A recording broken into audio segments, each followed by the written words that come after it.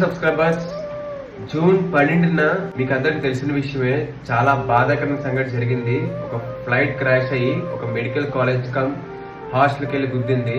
దాంట్లో హాస్టల్లో కాలేజ్ లో ఉన్న వాళ్ళు చాలా మంది చనిపోయారు. ఫ్లైట్ లో ఉన్న వాళ్ళు మాత్రం కొలాప్స్ అయిపోయారు. ఎయిర్పోర్ట్ కి వెళ్తున్నప్పుడు మన బ్యాగ్ చెక్ చేస్తారు, మన ticket, Aadhaar card name correct గా ఉందా అన్ని చెక్ చేస్తారు. అన్ని చెక్ చేసినప్పుడు ఫ్లైట్ లో కండిషన్ కరెక్ట్ గా ఉందా అని ఇంజనీర్ ఎందుకు చెక్ చేయలేదు అర్థం కావట్లేదు.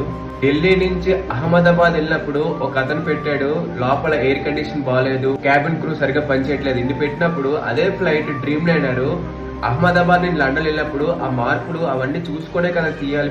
ఫ్లైట్ లో ప్రయాణించడం వాళ్ళు తప్ప వాళ్ళు ఏం తప్పు చేసిన చనిపోవడానికి. మంది లండన్ లో సెటిల్ అయిన ఉంటారు, చాలా మంది చదువుకోవడానికి వెళ్ళి ఉంటారు, చాలా మంది ఇండియాకి వచ్చి రిటర్న్ అయ్యి ఉంటారు. ఎన్నో ఆశలు పెట్టుకుని వెళ్ళి ఉంటారు. వాళ్ళు చచ్చిపోతాను ముందే తెలుసా. చనిపోయిన వాళ్ళ ఫ్యామిలీకి ఓదార్చగలం గానీ చనిపోయిన మనుషులు తీసుకురాలేం కదా, వాళ్ళు పడే బాధను మనం తీర్చలేం కదా.